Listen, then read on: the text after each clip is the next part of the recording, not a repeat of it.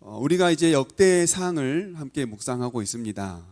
역대상, 우리는 역대상 그리고 역대하 이렇게 두 권의 책을 가지고 있는데요. 본래 책은 그냥 역대기입니다. 그래서 상하로 구분되지 않고 단권으로 이루어져 있는 책인데 이제 번역이 되면서 역대상, 역대하 이렇게 두 권으로 나뉘어져 우리 손에 있게 되었죠. 이 역대상 1장부터 9장까지는 긴 계보가 적혀 있습니다. 그래서 지금 이 계보를 쭉 묵상해 오시느라고 아마 많은 수고를 하셨을 거예요. 우리 옆에 있는 분들에게 이렇게 인사하시죠. 그동안 수고 많으셨습니다. 네, 이 말을 못 알아먹는 분은 반성하십시오. 이렇게 긴 계보를 우리가 읽다 보면 굉장한 지루함을 느끼죠. 그래서 이 역대기서는요, 지루한 책 중 하나로 꼽히는 책이에요. 읽기 매우 어려운 책이죠. 그런데 그 지루한 계보를 쭉 읽어 나가면서도 우리가 깨닫게 되는 것은 바로 하나님의 신실하심입니다. 기나긴 세월 속에서도 아브라함을 불러 하신 땅과 번성의 약속을 쉬지 않고 끊임없이 이루어 가시는 그 하나님의 신실하심을 이 긴 계보를 읽으면서 느끼고 배울 수 있기 때문입니다. 오늘은 바로 그 계보 속에 담겨 있는 야베스의 기도가 오늘의 본문입니다.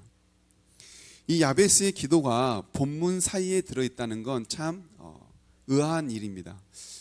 계보가 쭉 나오면 괜찮은데 계보가 쭉 이어지다가 느닷없이 야베스가 기도를 했고 응답되었더라라는 이야기가 나온 다음에 다시 또 아무렇지도 않다는 듯이 계보가 다시 또 쭉 이어져요.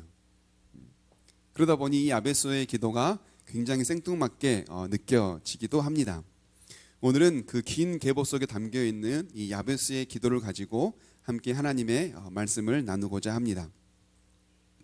우리는 이 야베스의 기도를 읽으면서 상상합니다. 하나님은 이렇게 복을 주시는 분이시구나 라고 상상을 하면서 야베스의 기도를 들으시고 복을 주신 하나님이 나에게도 그런 복을 주시면 좋겠다 하는 마음을 가지고 야베스의 기도를 드리는 경우가 많습니다. 여러분 아마 오래전부터 신앙생활 해오신 분들은 아실 거예요. 야베스의 기도라고 하는 이 책도 나왔고요. 노래도 나왔어요. 그리고 한참 2000년대 초반 때에는 한국교회에 야베스의 기도가 붐을 일으켜서 어마어마하게 교회 모든 성도들이 이 야베스의 기도를 드리던 시절도 있었습니다. 그러면서 우리도 야베스처럼 복받자, 우리도 야베스처럼 기도하자, 땅을 넓혀주시고 환난이 없게 해달라고 기도해서 건강하게 살자, 이런 구호가 생겨서 야베스의 기도가 한참 열심히 드려지던 때도 있었습니다. 그렇게 야베스의 기도를 드리면서도 또 한편으로는 불편한 마음을 갖습니다. 아니 주님은 먼저 그의 나라와 그의 의를 구하라고 기도하라고 말씀하셨고 그의 나라와 그의 의를 구하면 나머지 땅이든 건강이든 이것은 우리에게 주신다고 하셨는데 우리가 이렇게 복을 구하는 것, 넓은 땅을 달라고 하는 것, 이렇게 기도하는 것이 맞나 하는 마음을 가지면서 그 사이에서 갈등을 가졌던 거죠. 우리의 본심은 야베스의 기도를 하고 싶은데 목사님이 가르치기는 또한 성경에 나오기는 복을 구하지 말고 하나님의 것을 구하라고 하니 그렇게 기도하는데 하면서 한편으로는 야베스의 기도를 드리고 싶고 또 한편으로는 하나님의 나라와 의를 구하는 게 맞는 것 같고 하면서 갈등을 겪었던 적이 있습니다. 이 야베스의 기도에 대해서 우리가 하나님이 주시는 그 본뜻을 잘 이해하기 위해서는 먼저 역대상하를 큰 틀에서 이해할 필요가 있습니다. 그래야 우리가 이 야베스의 기도에 대한 오해가 생기지 않고 본래의 뜻을 가지고 우리가 잘 묵상을 하고 또 기도도 할 수 있습니다. 그래서 우리가 오늘은 그러한 내용을 가지고 함께 하나님의 말씀을 나누려고 하는데요. 역대상하의 큰 주제는 두 개입니다. 바로 뭐냐면 계보와 성전입니다. 이게 역대상하의 가장 큰 주제예요. 두 가지인데 뭐라고요? 계보와 성전. 먼저 역대상 1장부터 9장을 보시면 이스라엘의 긴 계보가 나온다고 했죠. 그런데 이 계보는 어디부터 시작하냐면 아담부터 시작해요. 그리고 어디로 끝나냐면 바벨론 포로 귀환한 후손들의 이야기로 끝나요. 그러니까 1장부터 9장까지의 계보는 아주 긴 역사를 담고 있죠. 아담부터 바벨론 포로에서 귀환하여 돌아온 후손들까지 이야기니까 아주 긴 몇천 년의 역사가 이 역대상 1장부터 9장 안에 담겨 있는 겁니다. 그리고 역대상 1장부터 아담의 이야기로 시작했다면 역대하 36장은 바벨론 포로들이 귀환한 이야기로 끝납니다.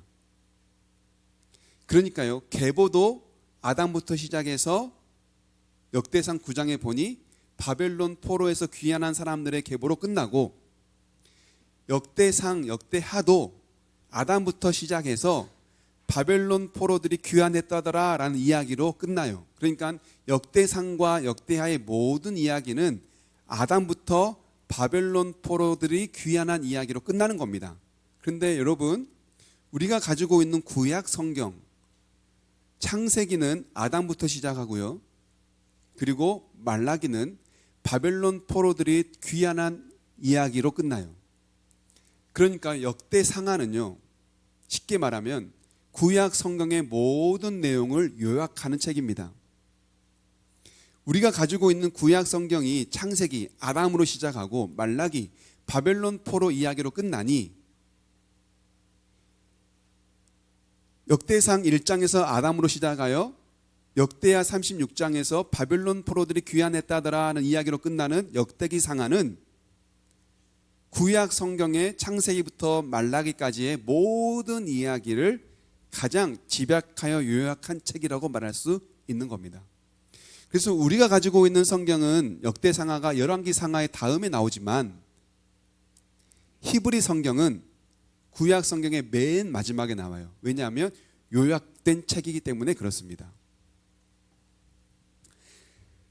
그런데 이보다 더 흥미로운 것이 있어요. 역대기에 계보가 나온다고 했는데 여기 계보에 나오는 가문이 더 흥미롭습니다. 아담부터 시작한 이 계보, 그리고 노아, 아브라함, 이삭, 야곱, 그리고 야곱의 12아들, 그리고 12아들로 시작된 12지파, 이렇게 해서 모든 계보가 쭉 이어져거든요. 그런데 이 계보의 중심에는 누가 나오냐면 메시아가 날 것이다 라고 예언되어졌던 유다 가문, 즉 다윗의 후손, 솔로몬의 아들들, 이 이야기가 역대상하의 모든 이야기의 중심으로 다루어져 있다는 거예요. 그래서 열왕기 상하는 북이스라엘과 남유다의 이야기가 같이 나와요. 왕들의 이야기인데, 그런데 역대기 상하는 북이스라엘의 이야기는 없어요. 남유다 왕 이야기만 나와요.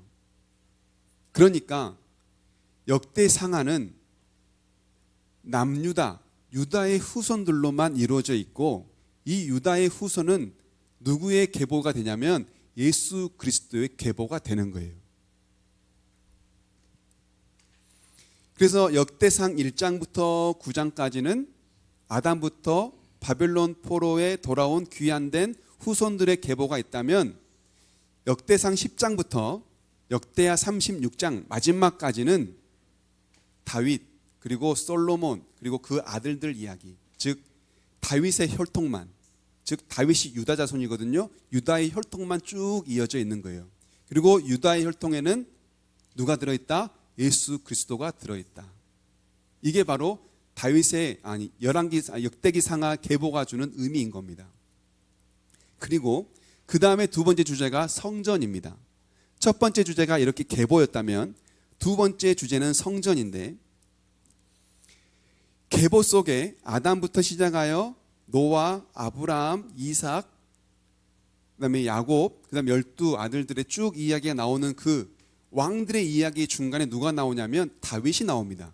그리고 다윗과 그의 아들 솔로몬이 나오는데요, 다윗과 솔로몬이 하는 일들 가운데 무엇을 가장 부각하여 나타냈냐면, 다윗이 성전을 지을 수 있도록 모든 재료를 준비했다더라 하면서 얼마나 많은 준비들을 꼼꼼하게 했는가를 역대상에서 기록합니다.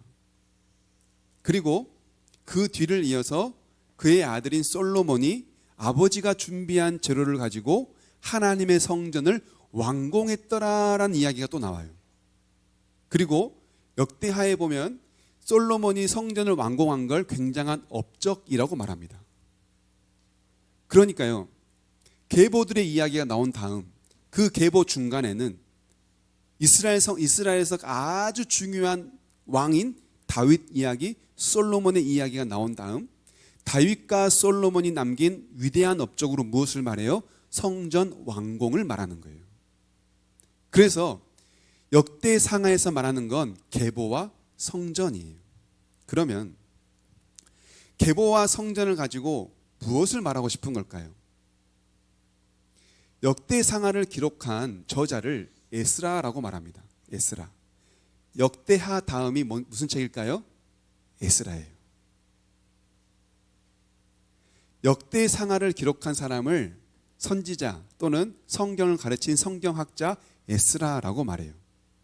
그러면 이 에스라는 역대상하를 기록하면서 무슨 말을 하고 싶었길래 계보와 성전을 큰 주제를 가지고 이 역대상하를 기록했을까요?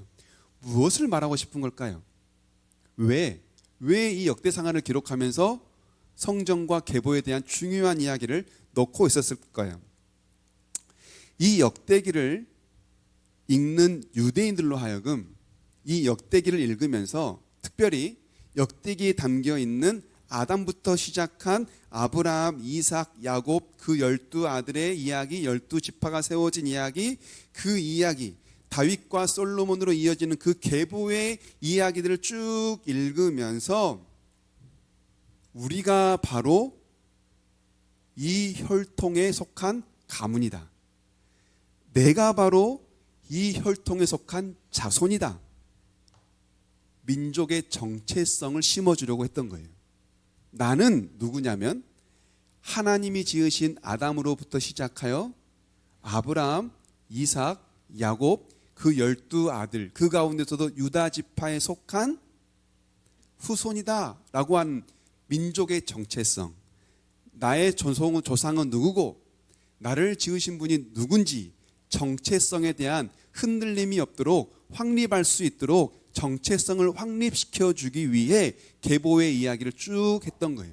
그래서 이것을 읽었던 유대인들은 바벨론 포로에서 돌아온 남유다 백성들은 우리 조상이 바로 하나님이 선택한 아브라함의 후손이요, 나는 바로 그 가운데에 성전을 지은 다윗과 솔로몬의 후손이구나 라고 하면서 정체성을 가졌던 거예요.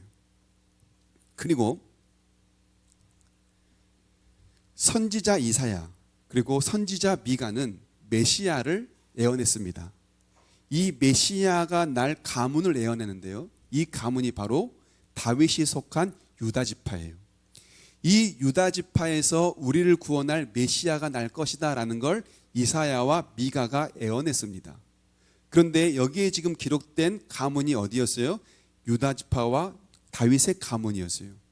이것을 읽으면서 유대인들은 무엇을 소망하게 될까요? 우리의 가문에서 누가 나실 것이다? 지금 우리의 이 힘들고 고난스러운 이 삶에서 구원시켜줄 메시아가 날 것이다. 그 메시아를 소망하고 그 메시아를 기대하게 했던 겁니다. 이처럼 에스라는 그 두 가지의 목적을 가지고 계보를 기록하고 그 계보 속에 담겨있는 다윗의 후손 솔로몬의 아들들이 남긴 남유다의 왕들의 이야기를 쭉 기록한 거예요. 이 책을 읽으면서 그들은 그런 마음들을 품었던 겁니다.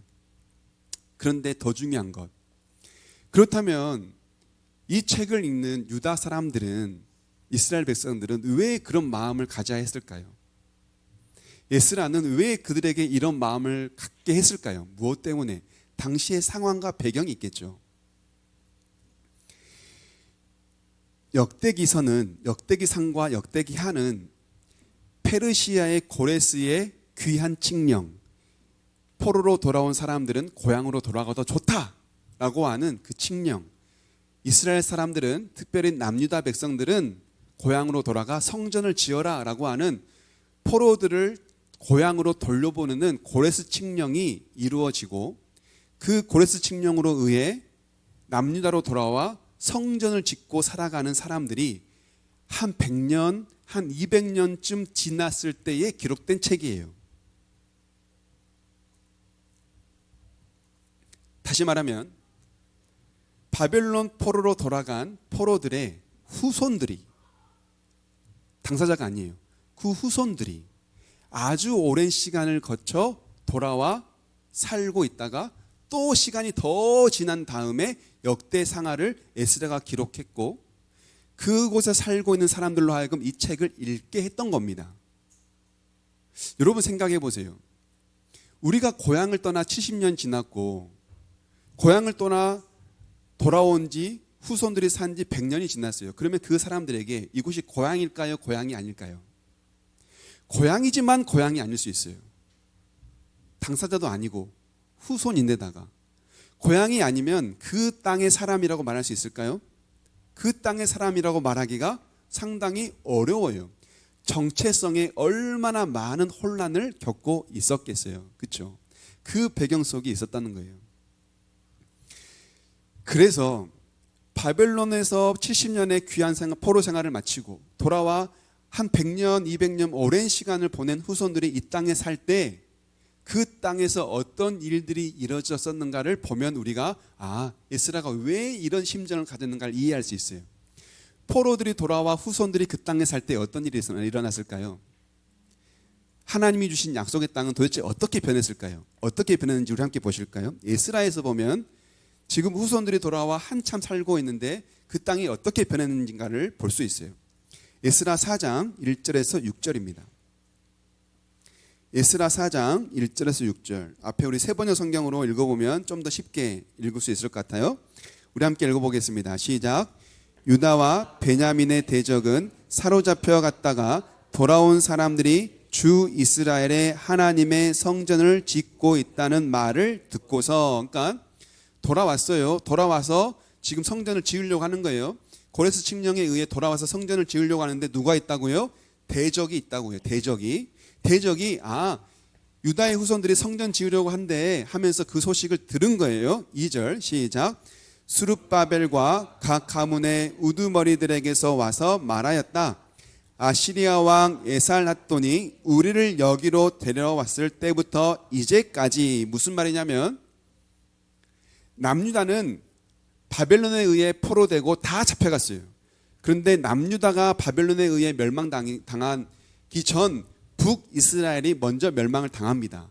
북이스라엘은 아수르에 의해 멸망당했는데 아수르는 북이스라엘을 멸망시키고 나서 포로로 잡아가기도 했지만 이 땅에 이방인들을 이주시켰어요. 그래서 민족 혼혈 정책을 펼쳤어요.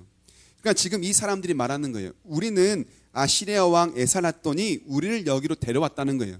데려다 놨다는 거예요. 그럼 이 사람들은 유대인이에요? 이스라엘인이에요? 이방인이에요? 이방인인 거예요. 그걸 말하는 거예요. 그때부터 이제까지. 자, 그 다음 시작. 우리도 당신들과 마찬가지로 당신들의 하나님을 섬기며 줄곧 제사를 드려왔으나, 시작. 우리도 당신들과 함께 성전을 짓도록 하여 주시오. 그때부터 우리도 당신들처럼 하나님을 섬겼대요. 그러면 이 말이 하나님만 섬겼다는 것일까요? 아니면 본인들이 섬겼던 이방 우상과 하나님을 함께 섬겼다는 말일까요? 함께 섬긴 거예요. 하나님만 섬긴 게 아니라 하나님과 이방신을 함께 섬겼고, 또한 이방신을 섬기는 방식을 그대로 하나님만 집어넣어서 섬겼던 거예요. 그러니까 온전한 신앙은 아니었던 거죠. 3절 시작. 스룹바벨과 에스아와 그 밖에 이스라엘 각 가문의 우두머리들이 그들에게 대답하였다. 당신들과는 관계가 없는 일이요, 주 우리의 하나님께 성전을 지어드리는 것은 우리가 할 일이요, 페르시아 왕 고레스가 우리에게 명령한 대로 주 이스라엘의 하나님의 성전을 짓는 것은 오로지 우리가 할 일이요. 이 말을 들은 그 땅 백성은 성전 짓는 일을 방해하여 유다 백성의 사기를 떨어뜨렸다. 그들은 고문관들을 매수하면서까지 성전을 짓지 못하게 하였다. 이러한 방해는 페르시아 왕 고레스가 다스리던 모든 기간뿐만 아니라 페르시아 왕 다리우스가 통치하던 때까지 이어졌다. 아하수에로가 왕위에 오르니 대적들은 유다 주민과 예루살렘 주민을 고발하는 글을 올렸다. 바벨론에서 포로 생활을 마치고 돌아온 후손들과 그 후손들이 지내던 때에는 성전을 지으려고 했을 때 수많은 방해꾼들이 있었어요. 성전을 지으려고 하는데 성전을 짓지 못하도록 방해를 했는데 그 방해하는 시기가 자그마치 페르시아의 3대 왕이 지나는 동안 계속해서 이어졌어요. 1, 2년만 방해한 게 아니에요. 고레스 칙령에 의해 돌아왔는데 고레스 왕 때만 했었던 것이 아니라 그 후손인 다리우스 그리고 또 그 뒤인 아하수에로, 에스더에 나오는 그 페르시아 왕 아하수에로, 그 왕이 있을 때까지 계속해서 성전을 짓지 못하도록 유대인들을 끊임없이 방해했다는 거예요. 얼마나 집요하게 방해했을까요? 굉장히 괴롭지 않았겠어요? 그리고 또 에스라 9장 1절부터 2절에 보면 포로민들이 돌아와 살고 그 후손들이 살고 있을 때 상황을 또 말해주는데요. 우리 여기도 함께 읽어보실까요? 에스라 9장 1절부터 2절입니다. 시작.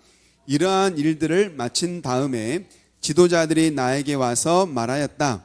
이스라엘 백성은 제사장이나 레위 사람들마저도 이방 백성과 관계를 끊지 않고 가나안 사람과 헷 사람과 브리스 사람과 여부수 사람과 암몬 사람과 모압 사람과 이집트 사람과 아모리 사람이 하는 역겨운 일을 따라서 합니다. 이방 사람의 딸을 아내로 또는 며느리로 맞아들였으므로 주변의 여러 족속의 피가 거룩한 핏줄에 섞여 갑니다. 지도자와 관리라는 자들이 오히려 이러한 일에 앞장을 섭니다. 지금 에스라에게 남유다의 고위 관리들이 찾아와 말하는 거예요. 지금 보십시오. 이 땅이 혼탁합니다. 하나님께서는 분명 이방인들과 결혼하지 말고 혼인하지 말라고 말했는데 이 이스라엘 사람들이 이방인들과 혼인을 하고 죄를 짓기 시작합니다. 여러분, 이스라엘이 멸망당한 주요 원인이 뭘까요? 우상 숭배입니다. 그러면 우상 숭배는 이스라엘 땅으로 어떻게 들어왔을까요? 혼인입니다. 우상을 섬기는 이방 사람들과 혼인을 했고 그 혼인 관계를 통해 그 이방인들이 가정에 우상을 데리고 온 거예요. 그때부터 하나님과 우상이 섞이기 시작합니다.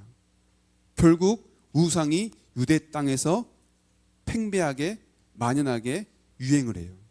결국 우상을 섬기고 하나님의 말씀처럼 거룩하게 살지 못하고 정의를 잃어버린 그 땅은 멸망을 당합니다. 그렇게 해서 멸망을 당하고 포로로 잡혀갔단 말이에요. 그런데 포로로 잡혀갔다가 돌아온 사람들 그리고 그 후손들이 다시 또 무슨 죄를 지어요? 이방인들과 혼인을 하며 다시 또 우상을 섬기기 시작했던 거예요. 뭡니까? 제자리로 돌아온 거예요. 우리 통장 외웠죠? 요나서는 회개했는데 말라기서는 제자리로 갔다더라. 여러분, 그렇게 돌아와 버린 거예요. 그 땅이 지금 어떻게 변질되는지 아시겠죠? 다시 느헤미야 1장 3절에도 보면 그때 당시 상황을 또 설명해요. 느헤미야 1장 3절 시작. 그들이 나에게 대답하였다. 사로잡혀 오지 않고 그 지방에 남은 사람들은 거기에서 고생이 아주 심합니다. 업신여김을 받습니다. 예루살렘 성벽은 허물어지고 성문들은 다 불에 탔습니다. 느헤미야는 이스라엘의 지도자입니다. 느헤미야, 에스더, 느헤미야. 에스더의 사촌 오빠였던 느헤미야. 그 느헤미야에게 어떤 한 종이 찾아와 돌아간 유대인들이 살고 있는 이스라엘 땅을 보고 와서 말하는 거예요. 아니, 느헤미야님 가보니 그 땅이 지금 난리가 아닙니다. 방해꾼들이 성전에 불을 지르고 성전을 짓지 못하도록 회방을 하고 있습니다.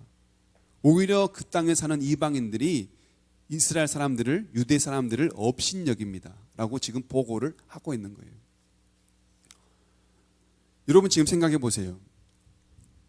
바벨론에서 70년 포로 생활을 마치고 귀환한 포로의 후손들이 그 땅에 살면서 성전을 짓고 다시 그 땅을 정착하여 사는데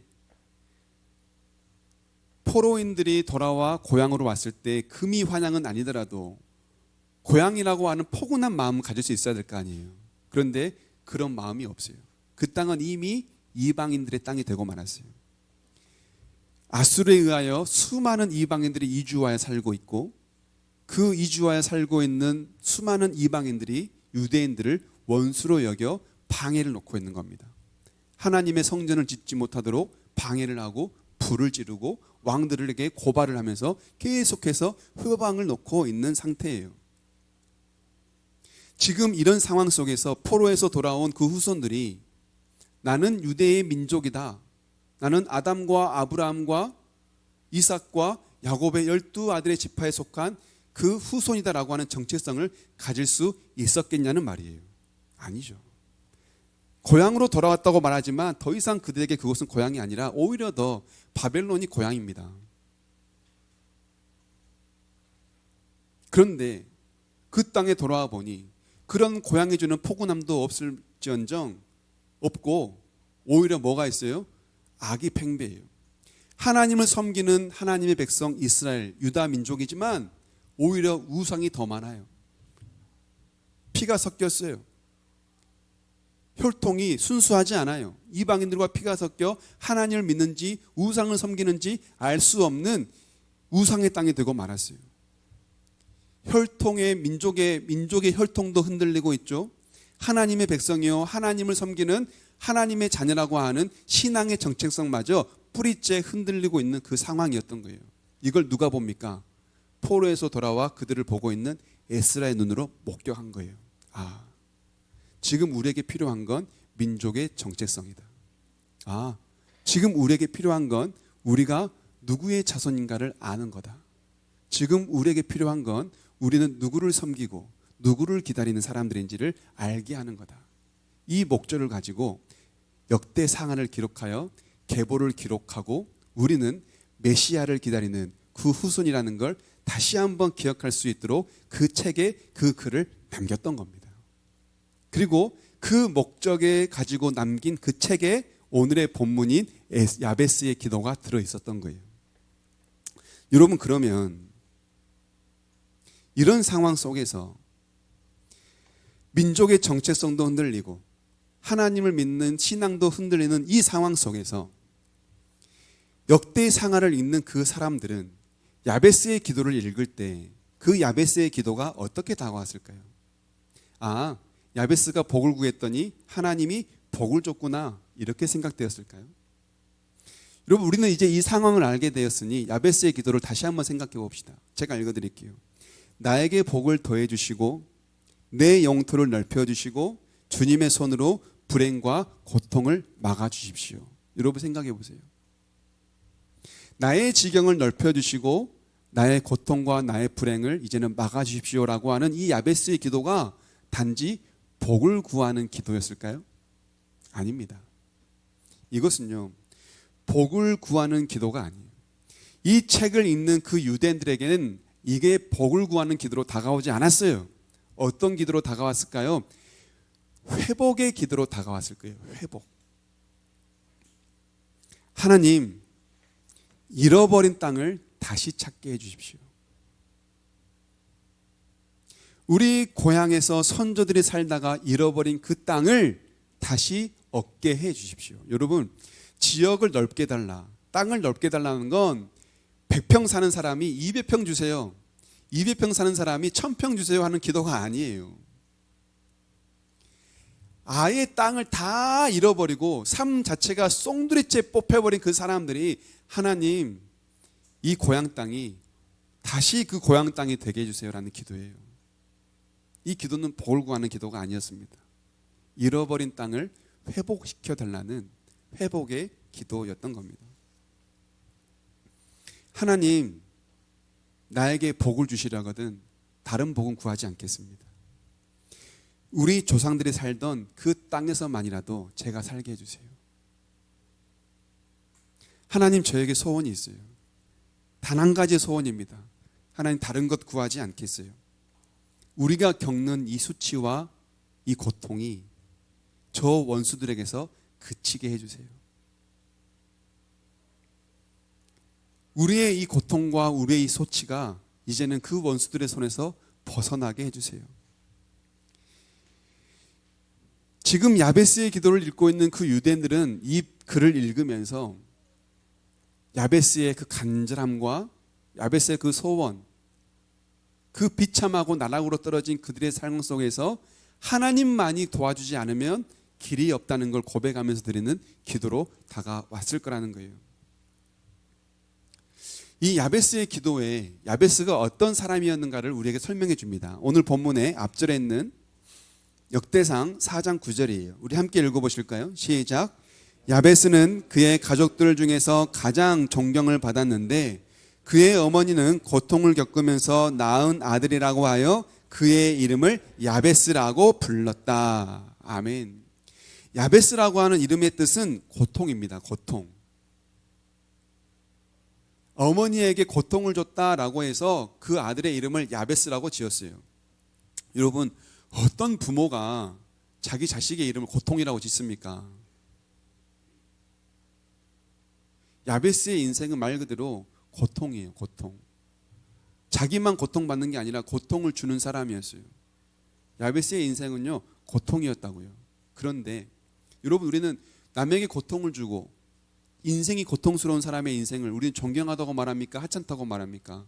하찮다고 말하죠.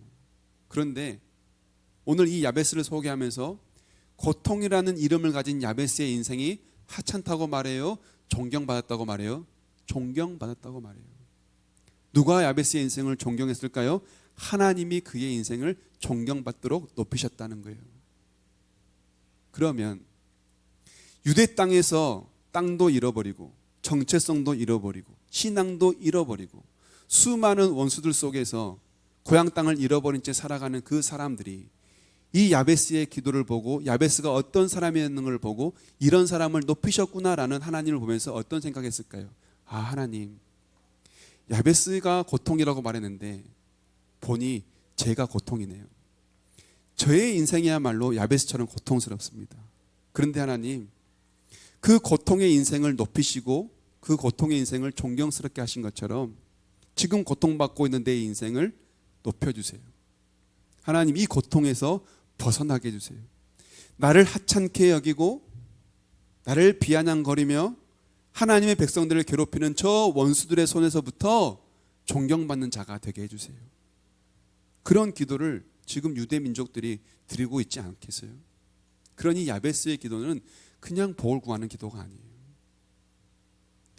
인생의 끝에서 나락에서 하나님이 없으면 살 수 없는 그 처절하고 간절한 몸부림에 그 피눈물 나는 기도가 바로 이 야베스의 기도였다는 겁니다.